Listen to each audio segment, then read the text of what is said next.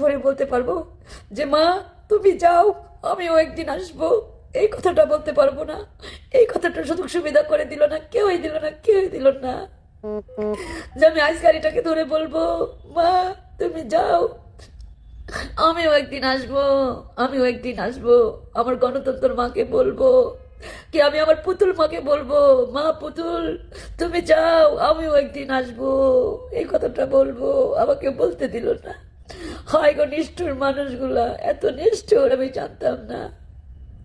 মা গো আমি দূরের থেকেই বলবো তুমি যাও, আমি আসবো একদিন, তুমি যাও, আমি আসবো একদিন। আসসালামু আলাইকুম প্রিয় দর্শক, খুবই কষ্ট লাগছে কালকে থেকে খবরটা শোনার পরে।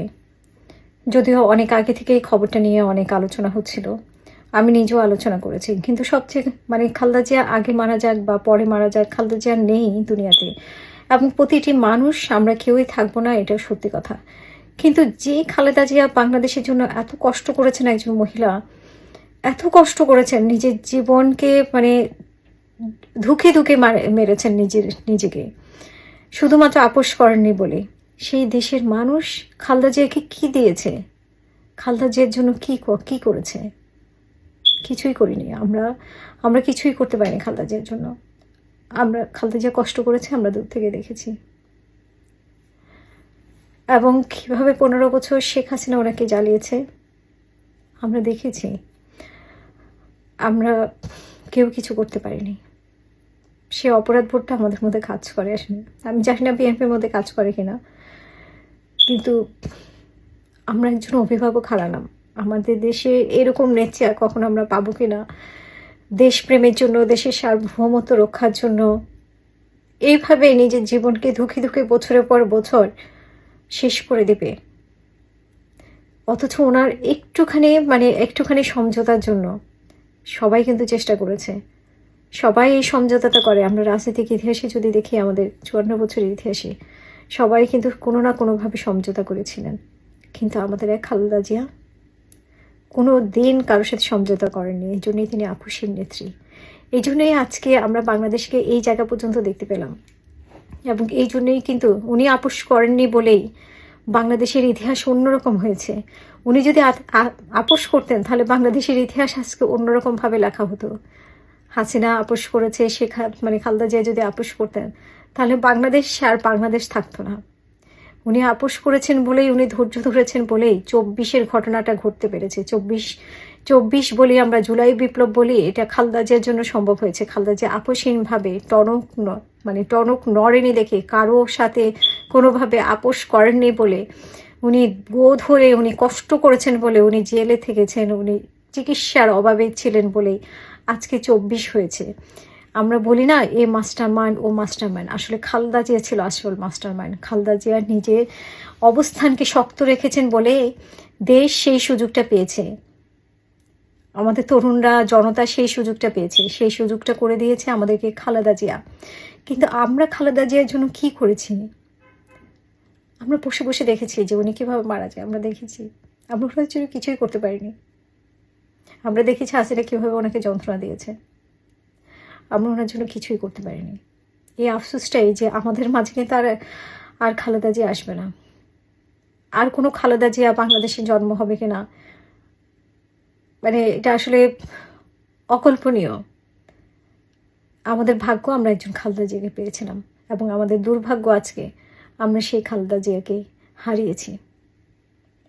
এবং আরও কষ্টের বিষয়, এই খালেদা জিয়াকে নিয়ে সবাই রাজনীতি করেছে, কিন্তু খালেদা জিয়া দেশকে নিয়ে রাজনীতি করে নাই, শুধুমাত্র দেশকে ভালোবেসেছে। ওনার একটাই অপরাধ ছিল, উনি দেশকে আঁকড়ে ধরেছিলেন, দেশকে ভালোবেসেছেন, এবং দেশের সার্বভৌমত্বকে কোনোভাবেই উনি বিলীন হতে দেননি, কারো কাছে ছোট করেননি, ছোট হননি।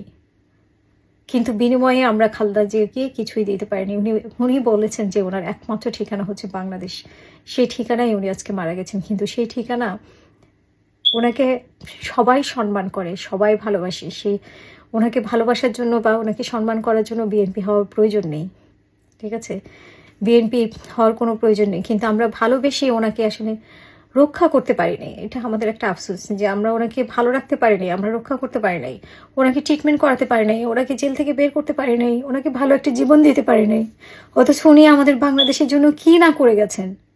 এই আফসোসটা আমরা আসলে কোথায় রাখবো আমি জানি না। আমরা মানে আমাদের সারা জীবন কষ্ট হবে যে এরকম একজন খালেদা জিয়াকে আমরা ভালো রাখতে পারি নাই। আমরা যদি ভালো রাখতে পারতাম, বাংলাদেশের ইতিহাস আরো অন্যভাবে রচনা হতো। বাংলাদেশে এই 14 বছর যদি 15 বছর ওনাকে যদি আমরা রাজনৈতিক মাঠে পেতাম, সবাই মিলে যদি আমরা চেষ্টা করে এই যে জুলাই বিপ্লবটাকে আমরা যেভাবে সফল করেছি সবাই মিলে, কিন্তু সবাই মিলে যদি আমরা ওনাকে মাঠে রাখতে পারতাম, তাহলে শেখ হাসিনা এই তিলে তিলে বাংলাদেশকে ধ্বংস করতে পারতো না।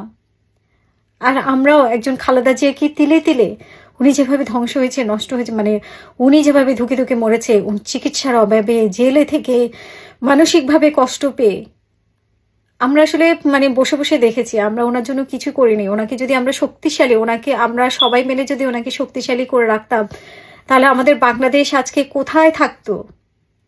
কিন্তু আমরা সেই জায়গাটা ওনাকে তৈরি করে দিতে পারি না। সে যেমন দলের যেমন এটা দোষ আছে, মানে দলও যেরকম এটার জন্য দায়ী, আমরা মানুষরাও দায়ী। আমরা জুলাই বিপ্লব করেছি, আমরা আগস্ট দেখেছি, কিন্তু আমরা কেন এক খালেদা জিয়াকে মুক্ত করতে পারলাম না? এই শেখ হাসিনার হাত থেকে কেন মুক্ত করে ওনাকে বাইরে রাখতে পারলাম না? বাংলাদেশের ইতিহাস কেন এরকম ভাবে রচিত হলো? তারপরেও মানে সবচেয়ে ভালো বিষয় যে আমরা অ্যাটলিস্ট উনি শক্ত হয়ে বসেছিল দেখে আমরা জুলাই আগস্ট পেয়েছি। কিন্তু এর আগে যদি মানে এরকম একটা জুলাই আগস্ট ঘটিয়ে যদি ওনাকে আমরা বাইরে রাখতে পারতাম, রাজনীতিতে সক্রিয় রাখতে পারতাম, আজ বাংলাদেশের ইতিহাস অন্যভাবে রচিত হতো।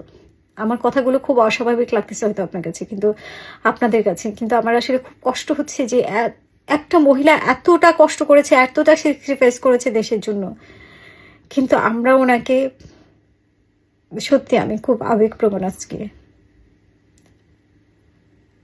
ওনাকে কি ধুকে ধুকে মরতে হয়েছে, এই কথা চিন্তা করলে দেখবেন আপনাদের নিজেদেরও চোখের পানি রাখতে পারবেন না, কেউই রাখতে পারবে না, কেউই ধরে রাখতে পারবে না যে উনাকে কীভাবে ধুকে ধুকে মরতে হয়েছে। 15 বছর কী কষ্টটা উনি করেছেন।